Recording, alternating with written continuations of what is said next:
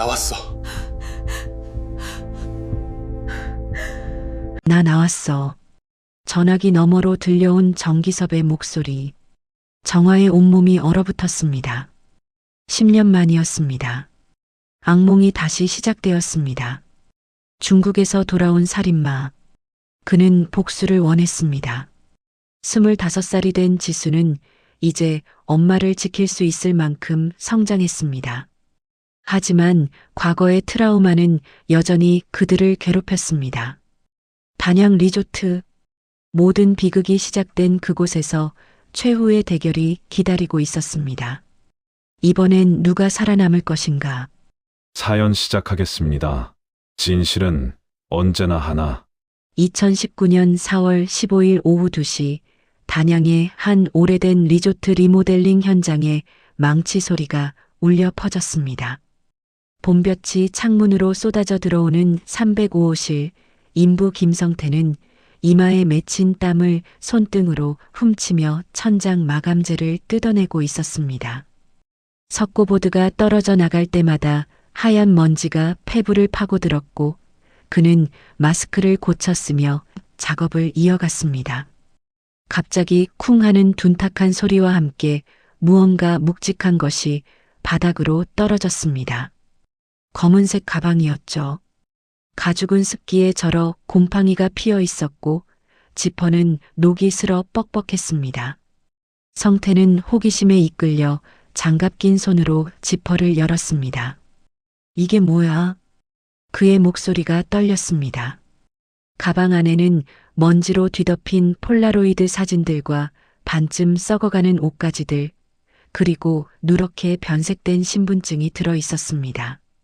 옷에는 검붉은 얼룩이 군데군데 묻어 있었고 그것이 무엇인지는 굳이 설명하지 않아도 알 수 있었죠. 성태는 떨리는 손으로 신분증을 집어들었습니다. 주민등록증에는 한 여성의 얼굴이 희미하게 보였습니다. 이름은 한지수, 1994년생. 발급일자는 2012년이었습니다. 폴라로이드 사진들을 한 장씩 살펴보니 즉석에서 찍어 바로 나온 사진들이었죠. 행복해 보이는 세 사람의 가족이 보였습니다. 중년의 부부와 꽃다운 나이의 딸, 그들은 리조트 로비와 주변 관광지에서 활짝 웃고 있었습니다. 반장님, 반장님. 성태의 다급한 외침에 현장 반장이 달려왔습니다. 반장의 얼굴은 가방 속 내용물을 보자마자 하얗게 질렸습니다. 그는 즉시 휴대전화를 꺼내 112 번호를 눌렀습니다. 경찰서죠? 여기 단양 구 팔각정 리조트입니다. 천장에서 이상한 가방을 발견했는데요. 경찰이 도착하기까지는 채 30분도 걸리지 않았습니다. 형사 2명이 조심스럽게 증거물을 수거했고 현장은 즉시 통제되었습니다. 젊은 형사 박준호는 가방 속 폴라로이드 사진들을 유심히 들여다보다가 선배 형사를 불렀습니다. 선배님, 이거 혹시 그 사건 아닙니까? 7년 전에. 선배 형사 이태섭은 폴라로이드 사진을 받아들고 한참을 바라보았습니다. 그의 눈빛이 점점 어두워졌습니다. 맞아. 2012년 10월 추석 연휴에 실종된 한도윤 씨 가족이야. 그날 오후 경찰서 증거 분석실은 술렁이기 시작했습니다. 7년 전 미제 사건으로 남았던 일가족 실종 사건의 단서가 드디어 나타난 것입니다. 당시 48세였던 한도윤, 그의 아내 윤정화, 그리고 18살 딸 한지수. 그들은 추석 연휴를 맞아 가족여행을 떠났다가 흔적도 없이 사라졌습니다. 수사팀장 김상철은 회의실에 팀원들을 모았습니다. 칠판에는 실종 당시의 사진들과 새로 발견된 증거물 사진들이 나란히 붙어 있었습니다. 드디어 실마리를 찾았습니다. 그동안 우리가 놓친 게 뭐였는지 처음부터 다시 파헤쳐야 합니다. 젊은 형사 박준호가 손을 들었습니다. 팀장님, 당시 이 리조트 관계자들을 다시 조사해야 할 것 같습니다. 특히 그때 사장이었던 정기섭. 이태섭이 낮은 목소리로 이름을 불렀습니다. 그는 7년 전 수사 당시를 생생히 기억하고 있었습니다. 그 사람 너무나 침착했어요. 가족이 실종됐다는데도 전혀 놀라는 기색이 없었죠. 오히려 우리한테 커피를 대접하면서 웃기까지 했습니다. 김상철 팀장은 고개를 끄덕였습니다. 그날 밤 박준호는 7년 전 사건 파일을 꼼꼼히 읽어 내려갔습니다. 실종 신고는 한도윤의 형 한도현이 했었습니다. 동생 가족이 추석 연휴에 여행을 간다고 했는데 연휴가 끝나도 연락이 없자 걱정이 되어 신고했다는 내용이었습니다. 보고서에는 당시 수사 내용이 상세히 기록되어 있었습니다. 한도윤은 가전제품 대리점을 운영하던 사업가였는데 사업이 어려워지면서 상당한 빚을 지고 있었습니다. 실종 직전까지도 채권자들의 독촉이 심했다고 했습니다. 경찰은 처음에 빚을 피해 도주한 것으로 추정했지만 가족의 휴대전화와 신용카드가 전혀 사용되지 않자 실종으로 판단했습니다. 마지막 목격담은 주유소 직원의 것이었습니다. 2012년 10월 1일 오전 10시경 단양으로 가는 길목의 주유소에서 한도윤이 기름을 넣었다고 했습니다. 가족들은 모두 차에 타고 있었고 특별히 이상한 점은 없어 보였다는 증언이었습니다. 박준호는 보고서 마지막 페이지에서 흥미로운 내용을 발견했습니다. 실종 당시 리조트 숙박 기록을 확인했는데 한도윤 가족의 이름은 어디에도 없었다는 것이었습니다. 정기섭 사장은 그런 손님을 받은 적이 없다고 주장했고 직원들도 모두 같은 진술을 했습니다. 그런데 왜 그들의 물건이 천장에서 나온 거지? 박준호는 의문을 품으며 파일을 덮었습니다. 내일 정기섭을 만나면 이 미스터리의 실마리를 찾을 수 있을 것 같았습니다. 한편 그 시각 단양의 한 낡은 아파트에서 정기섭은 잠을 이루지 못하고 있었습니다. 오후에 경찰서에서 걸려온 전화 한 통이 그의 평온했던 일상을 뒤흔들어 놓았습니다. 리조트에서 무언가를 발견했다는 소식이었죠. 그는 침대에서 일어나 거실로 나갔습니다. 탁자 위에는 오래된 사진 한 장이 놓여 있었습니다. 7년 전 리조트 앞에서 찍은 사진이었습니다. 정기섭은 떨리는 손으로 라이터를 켰습니다. 불꽃이 사진 모서리를 태우기 시작했습니다. 사진 속 자신의 모습이 검은재로 변해가는 것을 보며 그는 낮은 목소리로 중얼거렸습니다. 이제 끝이구나. 창밖에서는 봄비가 내리기 시작했습니다. 빗방울이 창문을 두드리는 소리가 마치 누군가 문을 두드리는 소리처럼 들렸습니다. 정기섭은 문득 7년 전 그날 밤을 떠올렸습니다. 그날도 이렇게 비가 내렸었죠. 한도윤이 사무실 문을 두드렸을 때, 그리고 모든 것이 시작되었을 때, 경찰서 증거 보관실에서는 밤새 불이 켜져 있었습니다. 국과수 직원들이 가방에서 나온 물건들을 하나하나 분석하고 있었습니다. 혈흔으로 보이는 얼룩에서는 DNA를 추출했고 옷가지에서는 섬유 조각을 채취했습니다. 신분증과 폴라로이드 사진들은 고해상도로 스캔되어 데이터베이스에 입력되었습니다. 선배님, 이것 좀 보세요. 젊은 감식 반원이 선배를 불렀습니다.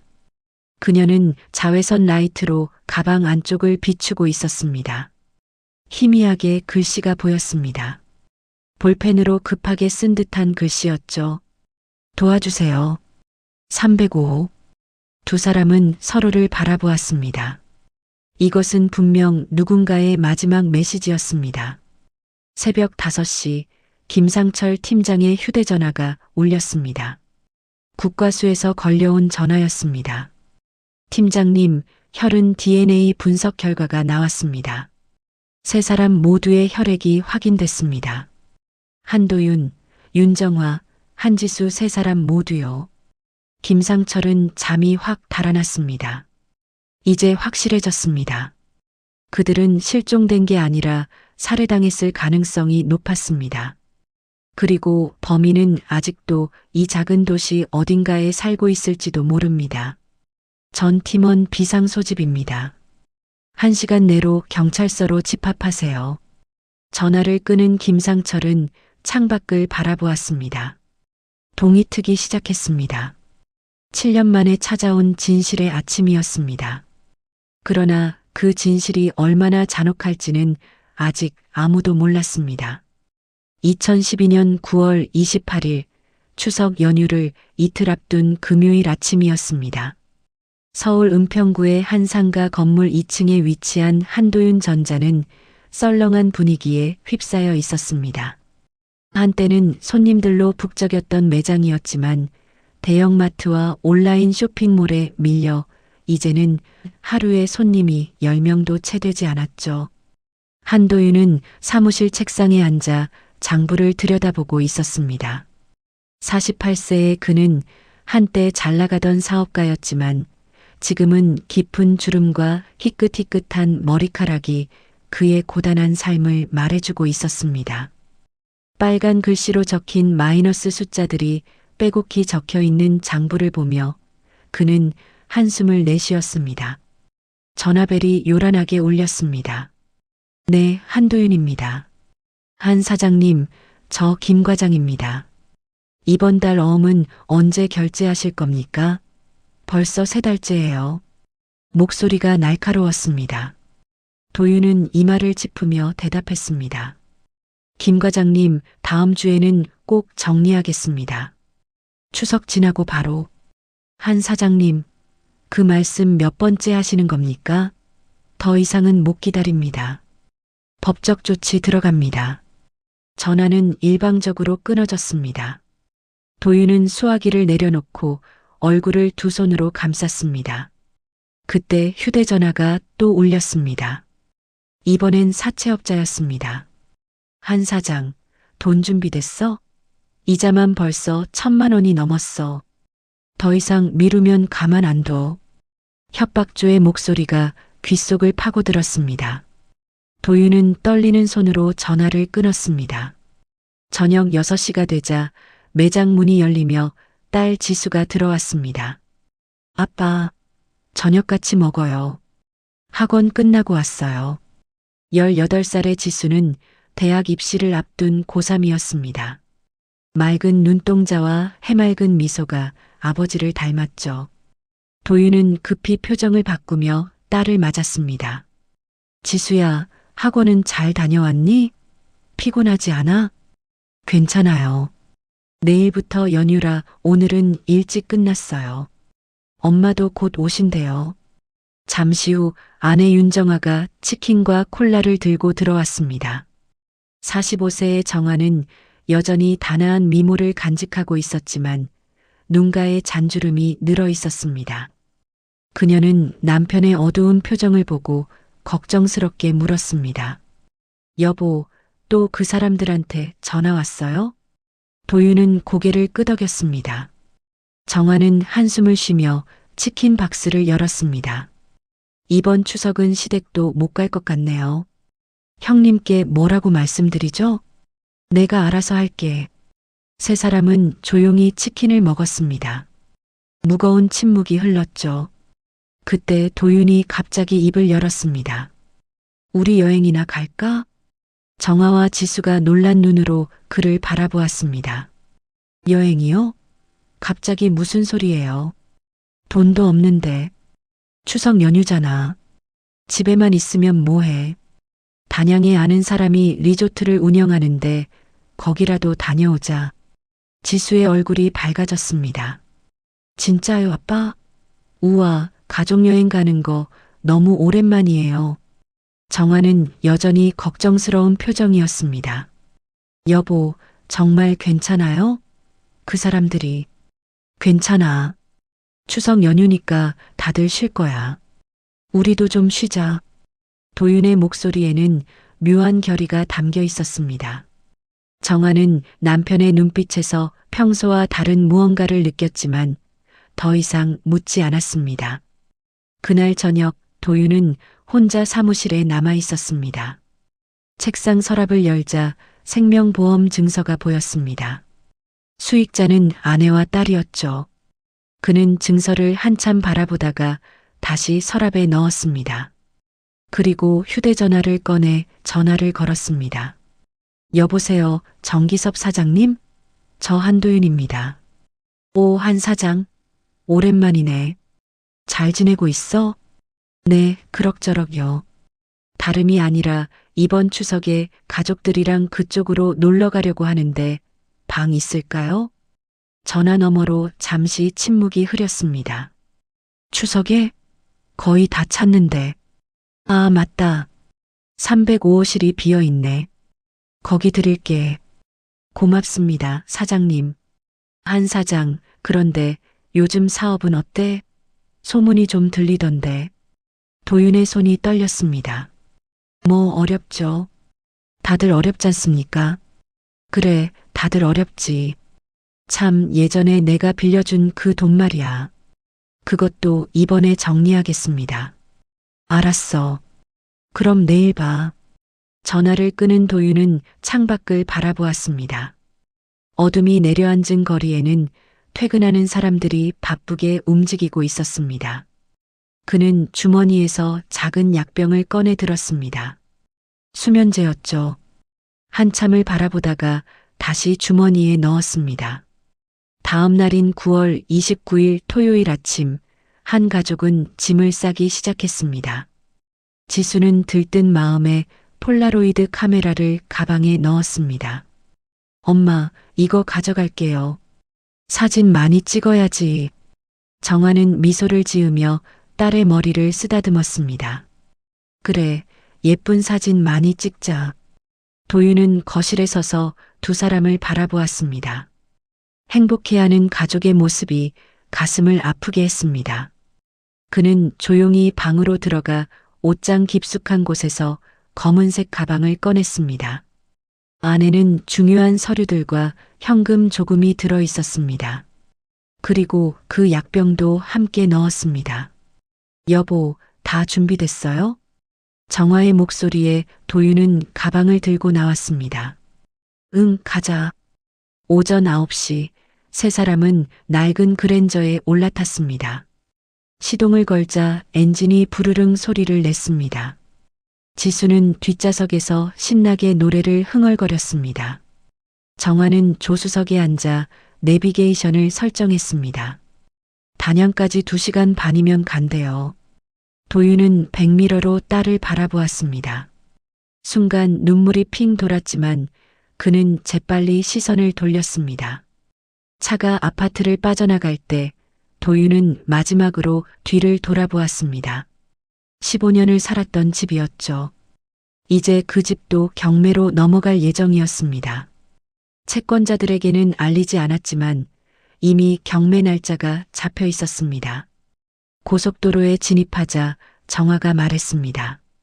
여보, 그 리조트 사장님은 어떻게 아는 사이예요? 예전에 사업관계로 알게 됐어. 돈도 좀 거래했고. 좋은 분이에요? 도윤은 대답하지 않았습니다. 정기섭과의 관계는 복잡했습니다. 사업이 어려워지면서 그에게도 상당한 돈을 빌렸고 갚지 못한 채 시간만 흘러가고 있었죠. 이번 여행도 사실은 마지막 협상을 위한 것이었습니다. 아빠, 우리 어디 들려서 점심 먹어요. 지수의 밝은 목소리가 무거운 분위기를 깨뜨렸습니다. 그래, 충주 휴게소에서 먹자. 차는 순조롭게 달렸습니다. 창밖으로 가을 풍경이 스쳐 지나갔죠. 황금빛으로 물든 들판과 알록달록한 단풍이 아름다웠습니다. 지수는 창밖을 보며 감탄사를 연발했습니다. 우와, 너무 예뻐요. 엄마, 저기 봐요. 정화도 미소를 지으며 풍경을 감상했습니다. 하지만 도윤의 표정은 점점 어두워졌습니다. 핸들을 잡은 손에 힘이 들어갔고 이마에는 식은 땀이 맺혔습니다. 휴게소에 도착하자 세 사람은 우동과 김밥을 먹었습니다. 지수는 폴라로이드 카메라로 가족 사진을 찍었습니다. 하나, 둘, 셋. 김치. 찰칵. 사진이 나오자 지수는 신나게 흔들었습니다. 천천히 모습이 드러나는 사진 속에서 정아와 지수는 환하게 웃고 있었지만 도윤의 표정은 어색했습니다. 아빠, 왜 그렇게 굳은 표정이에요? 다시 찍어요. 아니야, 됐어. 이제 가자. 다시 차에 올라탄 그들은 단양을 향해 달렸습니다. 오후 1시가 넘어서자 멀리 단양의 산들이 보이기 시작했습니다. 도윤의 휴대전화가 울렸지만 그는 받지 않았습니다. 아마 채권자들이겠죠. 여보, 전화 안 받아요? 운전 중이잖아. 정아는 남편의 옆모습을 걱정스럽게 바라보았습니다. 최근 들어 남편이 많이 야위었고 잠도 제대로 못 자는 것 같았습니다. 하지만 물어봐도 항상 괜찮다고만 했죠. 오후 2시 드디어 팔각정 리조트에 도착했습니다. 오래된 건물이었지만 나름대로 운치가 있었습니다. 주차장에 차를 세우자 정기섭이 직접 나와 있었습니다. 한 사장, 어서 와. 가족분들이시구나. 51세의 정기섭은 건장한 체구에 날카로운 눈매를 가진 남자였습니다. 그는 능숙한 미소를 지으며 정아와 지수에게 인사했습니다. 안녕하세요. 저는 이곳 사장 정기섭입니다. 멀리서 오시느라 고생하셨어요. 안녕하세요. 덕분에 좋은 곳에서 쉴 수 있게 됐네요. 정아가 인사를 했지만 왠지 모를 불편함을 느꼈습니다. 정기섭의 시선이 가족을 훑어보는 것이 마치 값을 매기는 것처럼 느껴졌기 때문이었죠. 자, 들어가시죠. 305호실로 안내하겠습니다. 로비를 지나 엘리베이터에 올라탔습니다. 지수는 낡은 인테리어를 신기한 듯 둘러보았습니다. 여기 되게 오래된 곳이네요. 응, 한 30년은 됐을 거야. 그래도 나름 역사가 있는 곳이지. 정기섭이 대답했습니다. 엘리베이터가 3층에서 멈추고 문이 열렸습니다. 복도를 따라 걸으며 정기섭이 도윤에게 조용히 말했습니다. 한 사장, 저녁 먹고 잠깐 얘기 좀 하지. 도윤은 고개를 끄덕였습니다. 알고 있었습니다. 이것이 마지막 협상이 될 것이라는 것을요. 305호실은 넓고 깨끗했습니다. 창밖으로는 남한강이 보였고 멀리 소백산맥이 펼쳐져 있었습니다. 지수는 감탄하며 창가로 달려갔습니다. 우와, 전망 대박이에요. 엄마, 여기서 사진 찍어요. 정아도 미소를 지었지만 마음 한구석에는 불안감이 자리 잡고 있었습니다. 남편이 왜 갑자기 여행을 제안했는지, 그리고 왜 이렇게 침울한지 이해할 수 없었기 때문이었습니다. 정기섭이 떠나자 도윤은 침대에 앉았습니다. 그의 눈빛은 텅 비어 있었습니다. 정아가 옆에 앉으며 손을 잡았습니다. 여보, 무슨 일 있어요? 요즘 너무 이상해요. 아니야, 아무것도 아니야. 그냥 좀 피곤해서 그래. 거짓말이었습니다. 하지만 진실을 말할 수는 없었습니다. 이번 여행이 가족과의 마지막이 될지도 모른다는 것을, 그리고 자신이 무슨 결정을 내릴지도 모른다는 것을 말이죠. 창밖으로 해가 기울기 시작했습니다. 붉은 노을이 강물 위에 반짝이고 있었습니다. 아름다운 풍경이었지만 도윤의 눈에는 마치 피처럼 붉게만 보였습니다. 그는 가방 속 약병을 떠올렸습니다. 오늘 밤 정기섭과의 대화가 어떻게 끝날지에 따라 모든 것이 결정될 것이었습니다. 지수가 폴라로이드 카메라를 들고 다가왔습니다. 아빠, 엄마, 여기서 가족사진 찍어요. 세 사람은 창가에 나란히 섰습니다. 셀프 타이머를 맞추고 지수가 뛰어와 가운데 섰습니다. 찰칵. 사진이 천천히 나타났습니다. 석양을 배경으로 한 가족의 모습이었죠. 그것이 그들의 마지막 가족 사진이 될 줄은 아무도 몰랐습니다.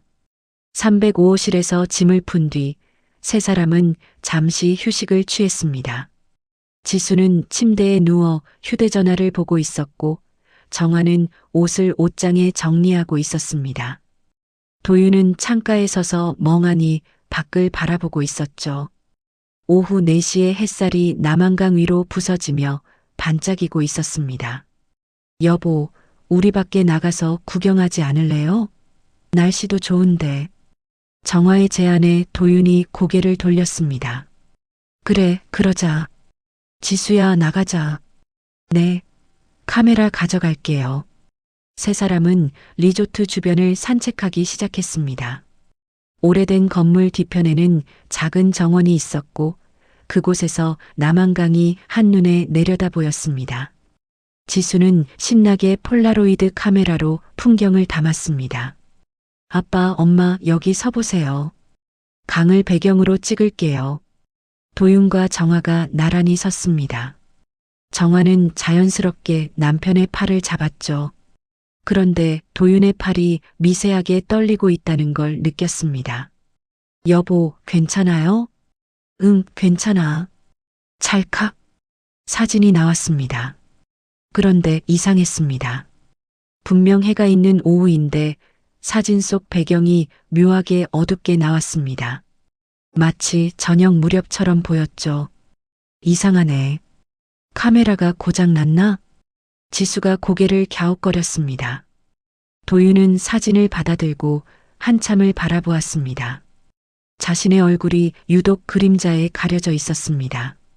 저녁 6시가 되자 정기섭이 직접 객실로 찾아왔습니다. 저녁 준비됐습니다. 제가 특별히 준비한 거니까 꼭 오셔야 해요. 그의 미소는 친절했지만 눈빛은 차가웠습니다. 도윤은 알고 있었습니다. 이것이 단순한 저녁 식사가 아니라는 것을요. 리조트 식당은 1층에 있었습니다. 넓은 홀에는 테이블이 몇 개 놓여 있었는데 손님은 그들 뿐이었습니다. 정기섭은 창가 자리로 안내했습니다. 추석 연휴인데도 손님이 별로 없네요. 정화가 의아해하며 물었습니다. 아, 오늘은 단체 예약이 취소되어서요. 덕분에 조용하게 식사하실 수 있을 겁니다. 정기섭의 대답이 어딘가 부자연스러웠습니다. 하지만 정화는 더 이상 묻지 않았습니다. 음식이 나오기 시작했습니다. 갈비찜, 전복구이, 더덕구이 등 정성스럽게 준비한 요리들이었습니다. 지수는 맛있게 먹었지만 도윤은 거의 손을 대지 않았습니다. 한 사장, 왜 안 드시나? 입맛이 없어? 정기섭이 물었습니다. 그의 시선이 도윤을 뚫어지게 바라보고 있었습니다. 아니, 그냥 속이 좀. 한잔 하시죠. 기분이 좀 나아질 겁니다. 정기섭이 도윤의 잔을 채웠습니다. 투명한 액체가 잔에 담겼습니다. 도윤은 망설이다가 잔을 들었습니다. 자, 한잔 하시죠. 오랜 인연을 위해. 정기섭의 말에는 묘한 강조가 들어 있었습니다. 오랜이라는 단어를 특히 길게 발음했죠. 두 사람이 잔을 들었습니다. 식사가 계속되는 동안 정기섭은 계속해서 도윤의 잔을 채웠습니다. 정화는 남편이 평소보다 많이 마시는 것을 보며 걱정스럽게 바라보았습니다. 여보, 그만 마셔요. 내일 운전해야 하잖아요. 괜찮아. 오늘은 좀 더 마실게. 도윤의 목소리가 느릿해지기 시작했습니다. 얼굴에 홍조가 올라왔죠. 정기섭은 만족스러운 표정으로 그를 바라보았습니다. 그런데 한 사장, 우리가 처음 만난 게 언제였죠? 갑작스러운 질문에 도윤이 잔을 내려놓았습니다. 5년 전쯤이었나요? 맞아, 5년 전. 그때 한 사장 사업이 잘 될 때였지. 나한테 투자 제안도 했었고, 정기섭이 과거를 떠올리며 말했습니다. 그의 목소리에는 씁쓸함이 묻어났습니다. 그런데 인생이란 게 참 재미있어요. 그때는 한 사장이 나보다 위에 있었는데 지금은. 말을 끝맺지 않았지만 의미는 분명했습니다. 정화가 불편한 기색을 보이자 정기섭이 화제를 돌렸습니다. 아, 따님은 대학 어디 가고 싶어요? 서울대 경영학과요. 지수가 밝게 대답했습니다. 정기섭이 감탄하며 고개를 끄덕였습니다. 대단하네. 아버지를 닮아서 똑똑한가 봐요. 지수는 저보다 훨씬 나을 거예요. 도윤이 쓴웃음을 지으며 말했습니다. 순간 그의 눈에 눈물이 맺혔지만 재빨리 고개를 돌렸습니다. 저녁 8시가 넘어서자 정기섭이 자리에서 일어났습니다. 한 사장, 잠깐 사무실로 좀 가시죠. 할 얘기가 있어서. 도윤이 일어서려 하자 정화가 그의 팔을 잡았습니다. 여보, 이미 많이 마셨잖아요. 내일 얘기하면 안 돼요? 괜찮아. 금방 올게. 도윤은 아내의 손을 부드럽게 뿌리치고 정기섭을 따라갔습니다. 지수가 걱정스럽게 두 사람의 뒷모습을 바라보았습니다. 엄마, 아빠 괜찮을까요? 표정이 너무 안 좋아 보여요. 괜찮을 거야. 아빠 일 얘기하시는 거겠지. 하지만 정화의 마음도 불안했습니다. 정기섭이라는 사람이 주는 압박감, 그리고 남편의 이상한 행동들이 계속 신경 쓰였습니다. 사무실은 2층 복도 끝에 있었습니다. 정기섭이 문을 열고 들어가자 먼지와 곰팡이 냄새가 섞여 나왔습니다. 책상 위에는 서류들이 어지럽게 놓여 있었고 벽에는 리조트의 오래된 사진들이 걸려 있었습니다. 앉으세요, 한 사장. 정기섭이 책상 뒤에 앉으며 서랍을 열었습니다. 그리고 두꺼운 서류철을 꺼냈습니다. 이게 뭔지 알죠? 도윤의 얼굴이 창백해졌습니다. 차용증이었습니다. 그가 정기섭에게 빌린 돈의 증서들이었죠. 원금 3억, 이자까지 합쳐서 4억이 넘었네요. 사장님, 조금만 더 시간을. 시간? 한 사장, 벌써 1년이 넘었어요. 더 이상은 못 기다립니다. 정기섭의 목소리가 차가워졌습니다. 도윤은 떨리는 손으로 이마에 땀을 닦았습니다. 정말 없어요. 집도 이미 경매에 들어갔고 가게도 곧. 그래서 생명보험이라도 타려고. 정기섭의 말에 도윤이 흠칫했습니다. 어떻게 알았을까요? 한 사장 같은 사람 많이 봤어요. 막다른 길에 몰리면 다들 그런 생각을 하죠. 정기섭이 자리에서 일어나 창가로 갔습니다. 어두운 강물이 보였습니다. 근데 말이야, 한 사장. 자살하면 보험금 안 나오는 거 알죠? 2년은 기다려야 해요. 도윤이 고개를 숙였습니다. 그것도 알고 있었습니다. 하지만 다른 방법이 없었습니다. 그래서 내가 제안을 하나 하려고 해요. 정기섭이 돌아서며 말했습니다. 그의 얼굴에 기묘한 미소가 떠올랐습니다. 사고로 보이게 하면 되잖아요. 내가 도와줄게요. 도윤이 놀란 눈으로 그를 바라보았습니다. 무슨 말씀이신지. 한 사장 가족이 여기서 사고를 당하는 거예요. 불의의 사고로. 그럼 보험금이 나오고 그 돈으로 빚을 갚는 거죠. 미친 소리였습니다. 도윤은 벌떡 일어났습니다. 말도 안 되는 소리 하지 마세요. 제가 그런 사람으로 보입니까?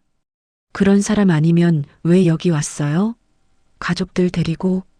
정기섭의 말이 가슴을 찔렀습니다. 도윤은 할 말을 잃었습니다. 생각해 보세요. 어차피 한 사장은 죽을 생각이었잖아요. 이왕이면 가족들한테 뭔가 남기고 가야 하지 않겠어요? 미쳤어요? 내 가족을. 아니, 한 사장만 죽는 거예요. 사고로. 가족들은 보험금 받고 새 삶을 사는 거고. 정기섭이 다가왔습니다. 그의 눈빛이 뱀처럼 차가웠습니다. 오늘 밤 결정하세요. 내일 아침까지 시간을 드릴게요. 도윤은 비틀거리며 사무실을 나왔습니다. 복도를 걸으며 벽을 짚었습니다. 머릿속이 하얗게 비어버렸습니다. 정기섭의 제안이 계속 귓가에 맴돌았습니다. 식당으로 돌아오자 정화와 지수가 기다리고 있었습니다. 여보, 무슨 일이에요? 얼굴이 왜 그래요? 아니야, 괜찮아. 방으로 올라가자. 세 사람은 엘리베이터를 타고 3층으로 올라갔습니다. 복도를 걸으며 도윤은 뒤를 돌아보았습니다. 정기섭이 복도 끝에 서서 그들을 바라보고 있었습니다. 그의 얼굴은 어둠 속에 가려져 있었지만 눈빛만은 번들거리고 있었습니다. 305호실에 들어오자 지수가 먼저 말했습니다. 아빠, 그 아저씨 좀 무서워요. 뭔가 이상해요. 그냥 피곤해서 그런 거야. 너희들 먼저 씻고 쉬어. 도윤은 베란다로 나갔습니다. 밤 공기가 차가웠습니다. 강물 소리가 들려왔죠. 그는 주머니에서 약병을 꺼내 들었습니다. 작은 알약들이 달그락거렸습니다. 여보, 정화가 뒤에서 그를 안았습니다. 무슨 일이 있어도 우리는 함께해요. 알죠? 도윤은 아내의 손을 잡았습니다. 따뜻한 온기가 전해졌습니다. 미안해. 정말 미안해. 왜 그래요? 갑자기. 그냥 좋은 남편이 못 되어서. 정화가 더 꽉 안았습니다. 바보 같은 소리 하지 말아요. 우리 내일은 즐겁게 구경하고 맛있는 것도 먹어요. 알았죠? 도윤은 고개를 끄덕였습니다. 하지만 그의 마음은 이미 결정을 내리고 있었습니다. 오늘 밤이 가족과 함께하는 마지막 밤이 될 것이라는 것을요. 정기섭의 제안과는 다른 자신만의 방법으로 끝을 맺을 것이라는 것을요. 밤 10시 도윤은 가족들이 잠든 것을 확인했습니다. 조용히 일어나 검은 가방을 들었습니다. 문을 열려는 순간 뒤에서 소리가 들렸습니다. 아빠, 어디 가요? 지수가 일어나 앉아 있었습니다. 화장실 가려고. 자고 있어. 아빠, 사랑해요. 갑작스러운 말에 도윤이 멈췄습니다. 눈물이 쏟아질 것 같았습니다. 나도 사랑한다, 지수야. 그는 서둘러 방을 나왔습니다. 복도는 조용했습니다. 비상계단으로 향하는 그의 발걸음이 무거웠습니다. 그때 누군가 그의 앞을 가로막았습니다. 정기섭이었습니다. 어디 가시나, 한 사장? 그의 손에는 무언가가 들려 있었습니다. 금속 같은 것이 희미하게 반짝였습니다. 결정하셨어요? 도윤은 대답하지 않았습니다. 두 남자는 어둠 속에서 서로를 바라보았습니다. 그리고 누군가 먼저 움직였습니다. 복도에서 마주선 두 남자는 서로를 바라보았습니다. 정기섭이 먼저 입을 열었습니다. 한 사장, 이 시간에 어디 가시려고요? 바람 좀 쐬려고요. 내일 아침에 답을 듣기로 했잖아요.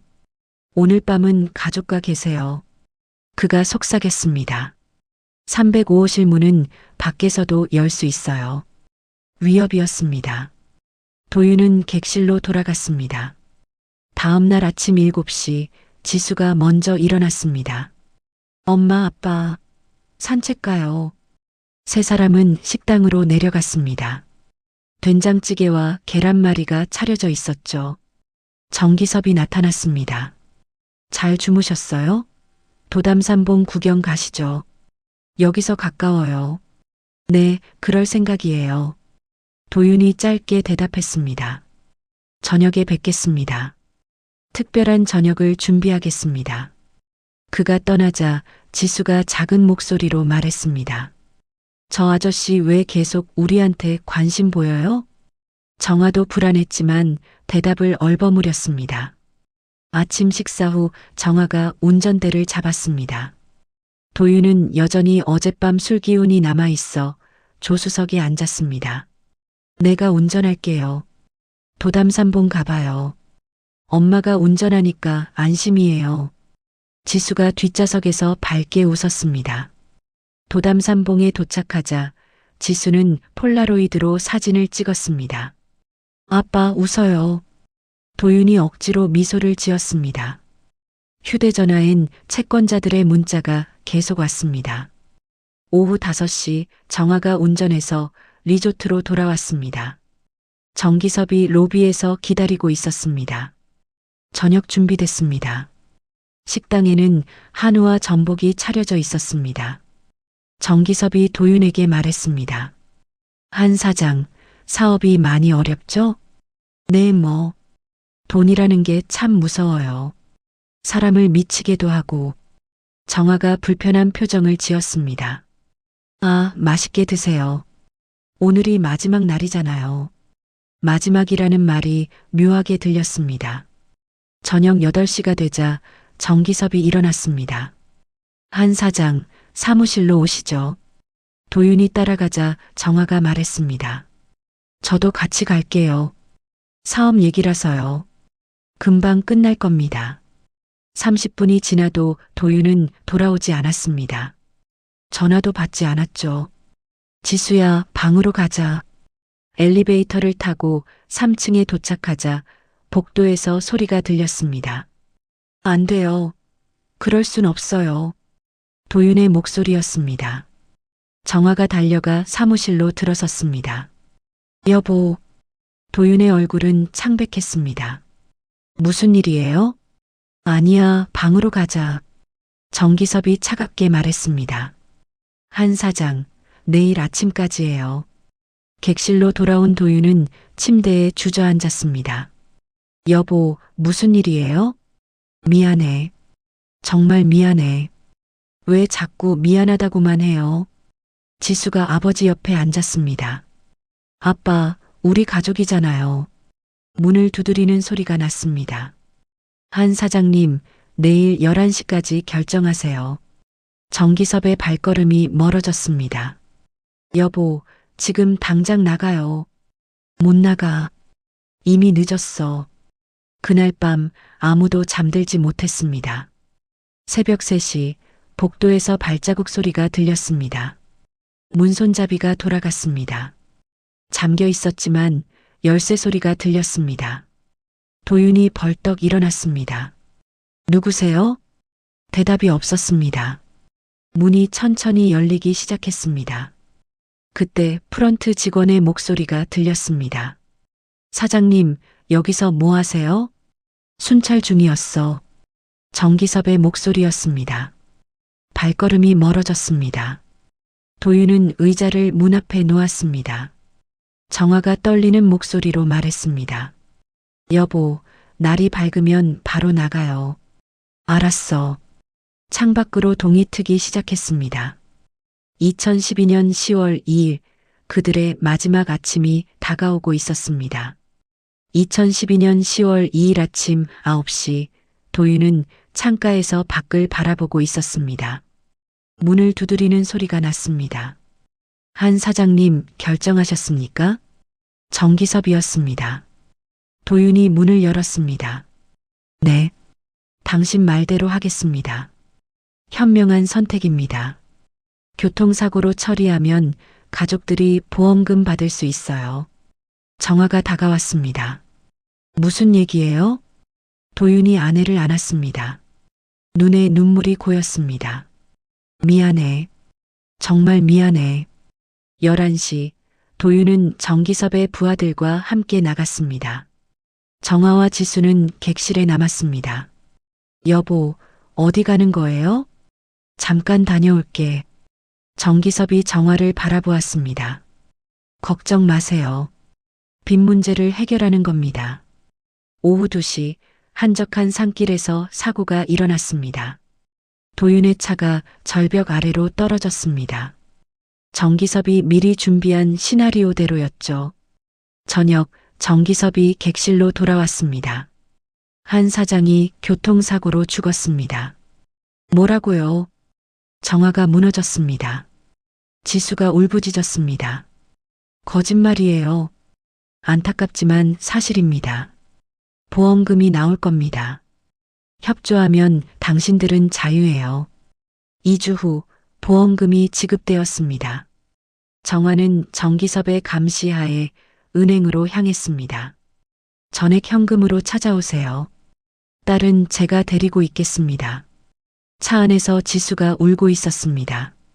부하들이 감시했습니다. 은행에서 정화가 말했습니다. 3억 원을 현금으로요. 전액요?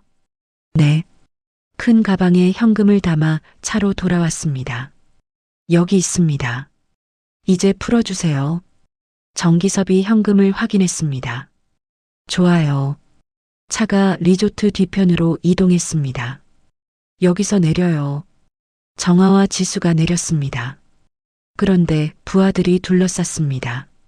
뭐예요? 풀어준다고 했잖아요. 목격자를 살려둘 순 없어요. 두 사람은 리조트 지하실로 끌려갔습니다. 오래된 보일러실 너머 숨겨진 공간이었습니다. 여기서 조용히 지내세요. 철문이 닫혔습니다. 정화가 딸을 안았습니다. 괜찮아. 우리가 꼭 나갈 거야. 며칠 후 한도연이 동생 가족을 찾기 시작했습니다. 도윤이도 정화도 안 받아. 뭔가 잘못됐어. 경찰에 실종 신고를 했습니다. 리조트에는 투숙 기록이 없었습니다. 증거가 없어 실종 처리되었습니다. 지하실에서 정화는 절망하지 않았습니다. 증거를 남기기 시작했습니다. 신분증을 환풍구에 숨기고 벽에 날짜를 새겼습니다. 엄마, 우리 정말 나갈 수 있을까요? 그럼 꼭 나갈 거야. 정화는 희망을 잃지 않으려 애썼습니다. 정기섭은 가끔 빵과 물을 가져왔습니다. 언제까지 가둬둘 거예요?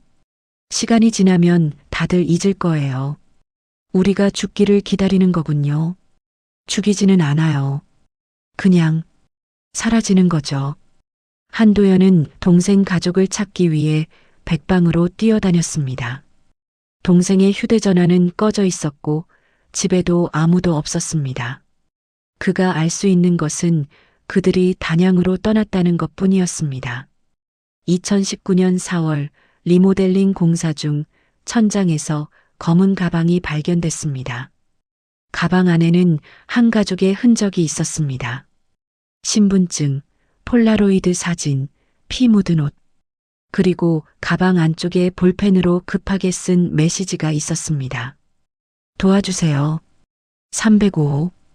경찰이 다시 수사를 시작했습니다. 그리고 곧 충격적인 진실이 밝혀질 것이었습니다. 진짜 진실은 아직 지하 어딘가에 숨겨져 있었습니다. 7년 동안 어둠 속에 갇혀있던 두 사람과 함께 2012년 10월 15일 한도연은 동생 가족 실종 2주째를 맞아 경찰서를 찾았습니다. 형사님, 진전이 있습니까? 죄송합니다. 아직 단서가 없습니다. 이태섭 형사가 난감해했습니다. 빚 문제로 도피했을 가능성도. 도윤이는 그럴 사람이 아닙니다. 한도연은 동생 집을 다시 찾았습니다. 달력에 10월 1일 단양 여행이 적혀 있었습니다. 책상에서 명함을 발견했습니다. 팔각정 리조트 사장 정기섭. 뒷면에 3억 메모. 전화를 걸었습니다. 정기섭 사장님? 한도윤의 형입니다. 무슨 일이십니까? 동생이 그쪽에 갔다던데요. 오신 적 없습니다. 목소리에 불안함이 느껴졌습니다. 다음 날 직접 단양으로 갔습니다. 가족 사진을 들고 마을을 돌았습니다. 주유소 직원이 기억했습니다. 10월 1일에 봤어요. 리조트 쪽으로 갔습니다. 리조트를 찾아갔습니다. 정말 동생이 안 왔습니까? 정기섭이 장부를 보여줬습니다. 10월 1일 투숙객 명단에 없습니다. 주유소에서 봤다는데요. 나가세요. 쫓겨났지만 포기하지 않았습니다. 프런트 직원 백영숙에게 가족 사진을 보여줬습니다. 본 적 있으세요? 모르겠네요. 떨리는 목소리가 거짓말임을 알았습니다. 일주일 후 백영숙을 카페에서 만났습니다. 제발 도와주세요. 지하실을 확인해 보세요. 지하실이요? 더 이상은 못 말해요. 그날 밤 몰래 리조트 지하실로 잠입했습니다. 철문을 열고 들어갔습니다. 텅 빈 지하실. 하지만 흔적이 있었습니다. 음식 찌꺼기, 담요 조각, 벽에 긁은 자국, 아이 운동화 한 짝. 정아 씨, 지수야, 여기 있었구나. 뒤에서 발소리가 들렸습니다. 정기섭이었습니다. 여기서 뭐 하는 겁니까? 동생 가족이 여기 있었죠. 증거가 있습니까? 부하들이 한도연을 끌어냈습니다. 즉시 경찰에 신고했습니다. 1시간 후 경찰이 왔을 때 지하실은 깨끗했습니다. 아무것도 없는데요. 아까는 분명 정기섭이 비웃었습니다. 한 달 후 11월 중순 익명 전화가 왔습니다. 한도윤이 교통사고로 죽었고 보험금이 지급됐습니다. 경찰을 찾았습니다. 이태섭 형사가 수사했습니다. 10월 2일 사망 3억 원을 정화 씨가 수령했네요. 정화 씨가 살아있다고요? 직접 서명했답니다. 왜 연락이 없을까요? 카드는 10월 1일 주유소가 마지막, 휴대폰도 꺼져 있습니다. 재수사하겠습니다. 수사팀이 조사했지만 증거는 사라졌습니다. CCTV 고장, 목격자 없음. 정화와 지수는 이미 폐건물로 옮겨진 뒤였습니다. 백영숙이 제보한 그날 정기섭은 서둘러 옮긴 것입니다. 엄마, 언제 나가요? 곧 나갈 거야. 한 달이 넘은 감금이었습니다. 한도연은 계속 찾아다녔습니다. 한 노인이 증언했습니다. 트럭에 실려가는 거 봤어. 산 쪽으로. 새 단서였습니다. 산 주변을 수색했습니다. 정기섭이 가끔 음식을 가져왔습니다. 조용히 있으면 살려준다고. 그랬나? 차가운 웃음이 공포스러웠습니다. 2달이 지났습니다. 정화는 벽에 날짜를 새기며 증거를 남겼습니다.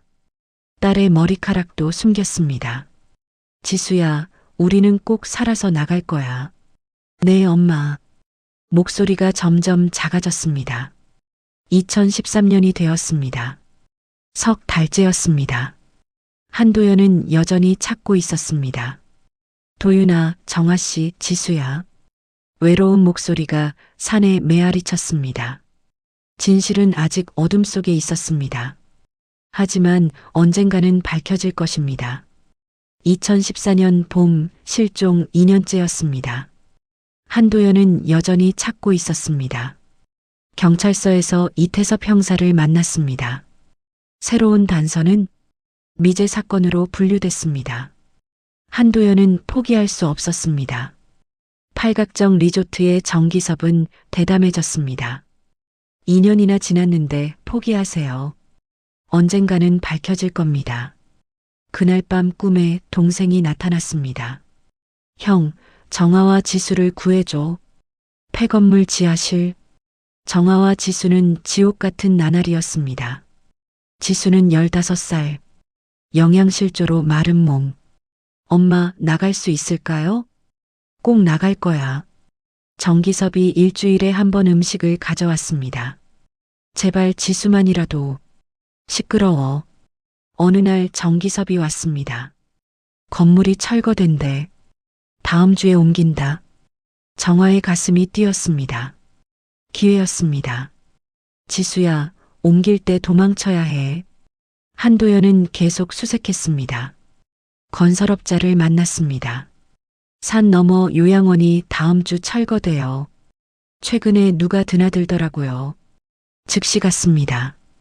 타이어 자국, 지하문에 새 자물쇠. 경찰에 신고했지만 내일 확인하겠습니다. 기다릴 수 없었습니다. 밤에 혼자 갔습니다. 망치로 자물쇠를 부수고 지하로. 철문 너머 소리. 누구세요? 정아 씨. 한도연이야.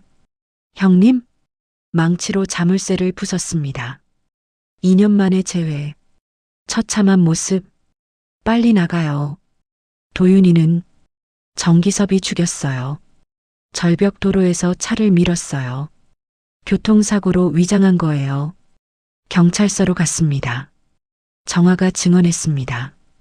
2012년 10월 1일 살해당했고 감금당했어요. 보험금 3억 빼앗겼어요. 경찰이 출동했지만 정기섭은 도망쳤습니다. 전국 수배령 내렸습니다. 정화와 지수는 병원으로, 영양실조 심각, 장기 치료 필요. 한도연이 곁을 지켰습니다. 이제 괜찮아. 경찰 수사가 시작됐습니다. 폐요양원에서 증거 발견, 벽에 새긴 날짜들, 숨겨둔 머리카락. 정화가 진술했습니다. 남편이 돈 문제로 다퉜어요. 교통사고로 위장한 거예요. 보험회사 조사 결과 서명은 위조였습니다. 일주일 후 정화와 지수는 퇴원했습니다. 한도연의 집으로. 여기가 너희 집이야. 삼촌, 고마워요. 그날 밤 정화는 오랜만에 잠들었지만 악몽을 꿨습니다. 다음 날 이태섭 형사가 연락했습니다. 정기섭 부산 항구에서 목격됐습니다. 잡았습니까? 아직입니다. 정화는 불안했습니다. 백영숙이 자수했습니다. 무서워서 말 못했어요. 정기섭이 처음부터 계획했어요. 한도윤 씨가 빚 때문에 왔을 때부터 그녀의 증언으로 사건의 전모가 밝혀졌습니다. 정화는 법정 증언을 준비했습니다. 무서워도 해야 해. 도윤 씨를 위해서. 지수도 점차 회복했습니다. 엄마, 아빠가 보고 싶어요. 나도 그래. 어느 날 정기섭에게서 협박 전화가 왔습니다. 입 다물어. 안 그러면. 정화는 즉시 신고했습니다. 위치 추적했습니다. 대구입니다. 경찰이 출동했지만 또 놓쳤습니다. 한도연은 분노했습니다. 내가 직접 잡겠어. 위험합니다. 경찰에 맡기세요. 하지만 한도연은 정기섭을 찾아 나섰습니다. 동생의 원수를 갚기 위해. 정화와 지수는 새 삶을 시작했습니다. 학교 등록, 치료, 일상 회복. 하지만 과거의 그림자는 여전했습니다. 엄마, 우리 정말 괜찮을까요? 그래, 시간이 지나면 나아질 거야. 하지만 정화도 확신할 수 없었습니다.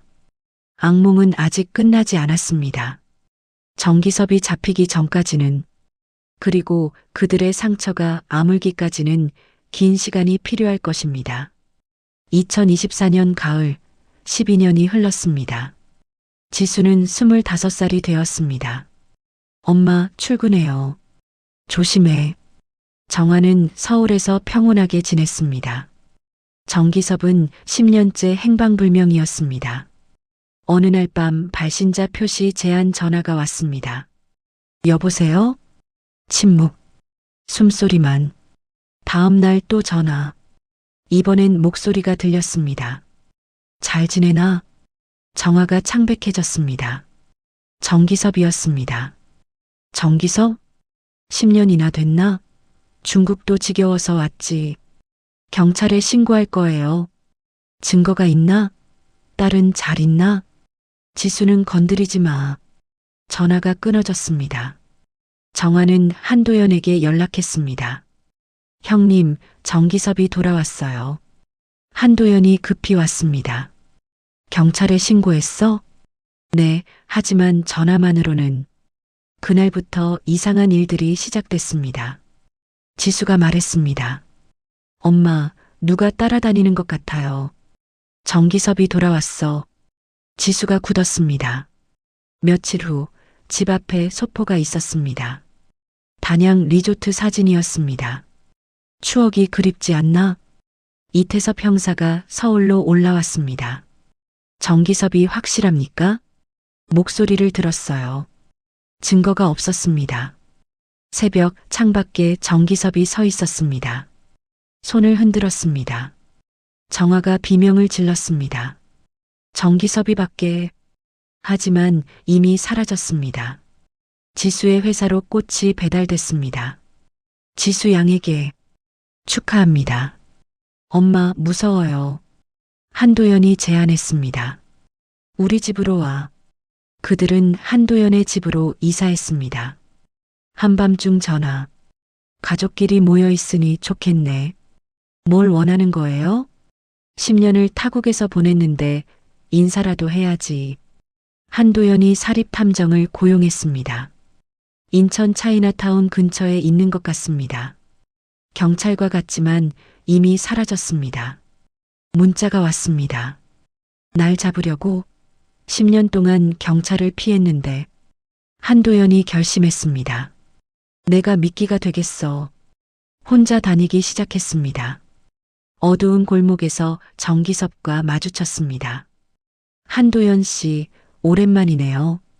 이제 나타났구나. 형제를 잃는 기분이 어때요? 동생을 죽인 내가 할 소리냐? 증거가 있나요? 이제 끝낼 때야. 정기섭이 칼을 꺼냈습니다. 그 순간 경찰이 나타났습니다. 한도연이 미리 연락해둔 것입니다. 정기섭 체포한다. 정기섭이 도망치려 했지만 포위당했습니다. 칼을 휘두르며 저항했습니다. 날 잡아도 소용없어. 증거가 없잖아. 격투 끝에 제압당했습니다. 스토킹 및 협박 혐의로 체포합니다. 끌려가며 소리쳤습니다. 이게 끝이 아니야. 정아와 지수는 안도했지만 불안했습니다. 엄마, 정말 잡힌 거죠? 그래. 이태섭 형사가 말했습니다. 일단 구속됐습니다. 하지만 살인 증거가 없어서 또 나온단 말입니까? 최선을 다하겠습니다. 집으로 돌아오며 정아가 말했습니다. 형님, 이제 어떻게 해야 할까요? 재판을 준비해야지. 이번엔 반드시 무기징역을. 지수가 엄마 손을 잡았습니다. 엄마, 우리가 이길 거예요. 그날 밤 정아는 일기를 썼습니다. 정기섭이 돌아왔다. 10년 만에 다시 악몽이 시작됐다. 하지만 이번엔 도망치지 않을 것이다. 지수와 나 그리고 도윤 씨를 위해 끝까지 싸울 것이다. 12년 전 그날처럼 무력하지 않다. 이제 우리에겐 증인도 있고 경찰도 우리 편이다. 무엇보다 지수가 성인이 되어 함께 싸울 수 있다. 정기석, 당신이 아무리 위협해도 우리는 굴복하지 않을 것이다. 창밖에는 가을비가 내리고 있었습니다. 차갑고 쓸쓸한 빗소리가 불안을 더했습니다. 정기섭이 체포된 지 이틀째 되는 날이었습니다. 이태섭 형사가 급히 찾아왔습니다. 정아 씨, 안 좋은 소식이 있습니다. 무슨 일이에요? 정기섭이 증거 불충분으로 풀려났습니다. 정아의 얼굴이 창백해졌습니다. 벌써요? 스토킹과 협박 혐의만으로는 구속을 유지할 수 없었습니다. 살인 증거가 없어서 한도연이 분노했습니다. 그놈이 또 나왔다고? 그날 밤 정화의 휴대폰이 울렸습니다. 나 나왔어. 정기섭이었습니다. 이번엔 끝까지 갈 거야. 너희가 날 감옥에 넣으려 했지? 이제 내 차례야. 정기섭, 제발. 사흘 안에 결판을 낼 거야. 준비해. 전화가 끊어졌습니다. 정화는 공포에 떨었습니다. 한도연이 결심했습니다. 더는 못 참아. 내가 증거를 찾겠어. 형님, 위험해요. 정기섭이 자유롭게 돌아다니는 한 너희는 안전하지 않아. 한도연은 그날로 단양으로 내려갔습니다. 12년 전 사건 현장인 팔각정 리조트는 최근 매각되어 블루 레이크 리조트로 이름을 바꾸고 리모델링 공사가 한창이었습니다. 공사 현장에 경찰차가 서 있었습니다. 한도연이 놀라서 관리인에게 다가갔습니다. 무슨 일입니까? 관리인이 답했습니다. 오전에 천장 공사하다가 이상한 가방이 나와서 경찰에 신고했습니다. 한도연의 심장이 뛰기 시작했습니다. 가방이요? 어떤 가방입니까? 낡은 가방인데 천장 속에 숨겨져 있었어요. 10년은 넘어 보이던데. 그 가방은 지금 어디에? 경찰이 가져갔습니다. 증거물이라면서요. 한도연은 즉시 이태섭 형사에게 전화했습니다. 이태섭 형사님? 한도연입니다. 지금 단양 팔각정 리조트에 있는데 여기서 가방을 발견했다고. 아, 한도연 씨. 방금 증거물을 받았습니다. 가방 안에 녹음기가 있었어요. 녹음기요? 네, 지금 재생해보니. 잠깐만요. 전화 너머로 녹음 소리가 들렸습니다. 돈 갚으라고 했잖아. 정기섭의 목소리였습니다. 조금만 더 시간을 주세요. 도윤의 목소리였습니다. 이어서 격투 소리와 비명이 들렸습니다. 도윤 씨, 정화의 목소리도 있었습니다. 이태섭 형사가 흥분해서 말했습니다. 한도연 씨, 이거 결정적 증거입니다. 살인 현장이 그대로 녹음되어 있어요. 한도연은 눈물을 흘렸습니다. 동생의 마지막 순간이 담긴 증거였습니다. 이제 정기섭을 완전히 끝낼 수 있겠네요. 네, 즉시 체포영장 신청하겠습니다. 이번엔 절대 놓치지 않을 겁니다. 한편 서울에서는 정화와 지수가 불안에 떨고 있었습니다. 엄마, 오늘도 누가 따라온 것 같았어요. 경찰에 보호 요청했지만 24시간은 안 된대. 그날 밤 정화는 잠을 이루지 못했습니다. 새벽 2시 현관문 앞에서 소리가 났습니다. 똑똑똑. 누구세요? 대답이 없었습니다. 똑똑똑. 노크 소리가 계속됐습니다. 정화가 문 구멍으로 밖을 봤습니다. 정기섭이 서 있었습니다. 문 열어. 할 말이 있어. 경찰을 부를 거예요.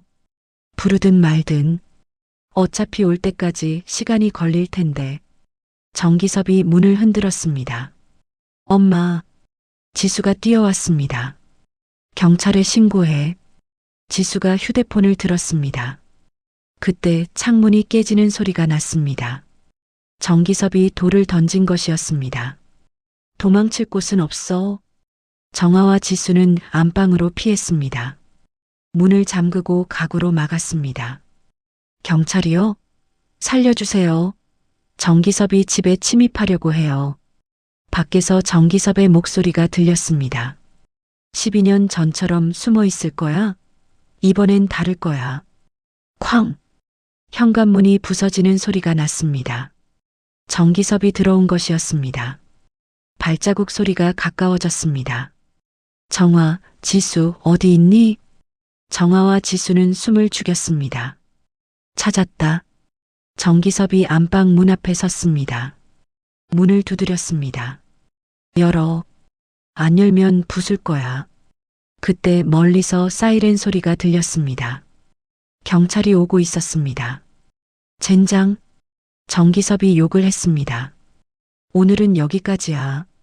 하지만 끝이 아니야. 창문을 깨고 도망치는 소리가 들렸습니다. 잠시 후 경찰이 도착했습니다. 괜찮으십니까? 정기섭이 왔었어요. 추적하겠습니다. 하지만 정기섭은 이미 사라진 뒤였습니다. 다음 날 아침 한도연이 서울로 돌아왔습니다. 정화 씨, 지수야, 괜찮아? 형님, 이제 걱정 마. 결정적 증거를 찾았어. 한도연이 녹음기를 보여줬습니다. 이태섭 형사가 말했습니다. 이 증거로 정기섭을 살인죄로 기소할 수 있습니다. 체포영장을 발부받았어요. 이제 정말 끝낼 수 있는 거예요? 네, 이번엔 확실합니다. 하지만 정기섭을 찾는 것이 문제였습니다. 그는 어디론가 숨어버렸습니다. 그날 오후 정화의 휴대폰으로 문자가 왔습니다. 오늘 밤 12시 단양 리조트로 와. 혼자 오지 않으면 지수가 위험할 거야. 정화는 떨었습니다. 형님, 정기섭이 단양으로 오라고 해요. 함정이야. 가면 안 돼. 하지만 지수가. 그때 지수의 휴대폰이 울렸습니다. 여보세요? 지수야, 나야. 정기섭이었습니다. 엄마한테 전해. 오늘 밤 모든 걸 끝낸다고. 전화가 끊어졌습니다. 지수가 울었습니다. 엄마, 무서워요. 정화가 지수를 안았습니다. 괜찮아. 이번엔 우리가 끝낼 거야. 한도연이 말했습니다. 경찰과 함께 가자. 이번엔 놓치지 않을 거야. 정기섭이 경찰을 보면 몰래 따라가게 할게. 절대 혼자는 안 돼. 이태섭 형사가 말했습니다. 특공대를 대기시키겠습니다. 이번엔 반드시 잡겠습니다. 정화는 결심했습니다. 알겠어요. 가겠습니다. 엄마 안 돼요. 지수야, 이번엔 끝내야 해. 더는 도망칠 수 없어. 한도연이 말했습니다. 내가 함께 갈게. 절대 혼자 두지 않을 거야. 밤이 깊어갔습니다. 결전의 시간이 다가오고 있었습니다. 정화는 남편 사진을 봤습니다. 여보, 지켜봐 주세요. 이번엔 우리가 이길 거예요. 밤 10시, 그들은 단양으로 출발했습니다. 최후의 대결이 기다리고 있었습니다. 밤 11시 30분, 정화 일행이 단양 리조트에 도착했습니다. 정화 씨, 우리는 숨어서 지켜볼게요. 이태섭 형사가 말했습니다. 한도연이 정화의 손을 잡았습니다. 절대 무리하지 마. 정화는 혼자 리조트 안으로 들어갔습니다. 어둠 속에서 정기섭의 목소리가 들렸습니다. 왔구나. 정기섭, 이제 그만해요. 그만? 이제 시작인데. 정기섭이 나타났습니다. 손에는 칼이 들려 있었습니다. 12년 전 그날처럼 오늘도 이곳에서 끝을 보자. 당신이 원하는 게 뭐예요? 복수야. 너 때문에 내 인생이 망가졌어. 당신이 도윤 씨를 죽였잖아요. 정기섭이 웃었습니다. 증거가 있나? 있어요. 녹음기를 찾았어요. 정기섭의 표정이 굳었습니다. 뭐라고? 당신이 도윤 씨를 죽이는 장면이 녹음되어 있었어요. 거짓말. 이미 경찰에 제출했어요. 정기섭이 분노했습니다. 그럼 너도 끝이야. 칼을 들고 달려들었습니다. 그 순간 한도연이 뛰어들었습니다. 정화 씨, 두 사람이 격투를 벌였습니다. 이놈아, 동생을 죽이고도 칼이 번쩍였습니다. 한도연이 팔을 다쳤습니다. 형님, 그때 경찰이 들이닥쳤습니다. 꼼짝 마. 특공대가 정기섭을 포위했습니다. 정기섭이 정화를 인질로 잡으려 했지만 한도연이 막았습니다. 격투 끝에 정기섭은 제압당했습니다. 정기섭, 당신을 살인 및 감금 혐의로 체포합니다. 정기섭이 절규했습니다. 이게 끝이 아니야. 정화가 한도연에게 달려갔습니다. 형님, 괜찮으세요? 괜찮아. 이제 정말 끝이야. 지수가 뛰어왔습니다. 엄마, 모녀가 울며 안았습니다. 3개월 후 재판이 열렸습니다. 법정에서 녹음 파일이 재생됐습니다. 검사가 말했습니다. 피고인은 계획적으로 한도윤 씨를 살해했습니다. 그리고 정화 씨와 딸을 2년간 감금했습니다. 백영숙도 증인으로 나왔습니다. 정기섭은 처음부터 보험금이 목적이었어요. 판사가 판결을 내렸습니다. 피고인 정기섭에게 무기징역을 선고합니다. 정기섭이 절규했습니다. 억울해. 법정 경위들이 정기섭을 끌고 나갔습니다. 12년 만에 정의가 실현됐습니다. 재판이 끝난 후 그들은 한도윤의 묘소를 찾았습니다. 여보, 정기섭이 무기징역을 받았어요. 정화가 묘비 앞에 꽃을 놓았습니다. 한도연이 막걸리를 부었습니다. 도윤아, 이제 정말 끝났어. 지수가 편지를 읽었습니다.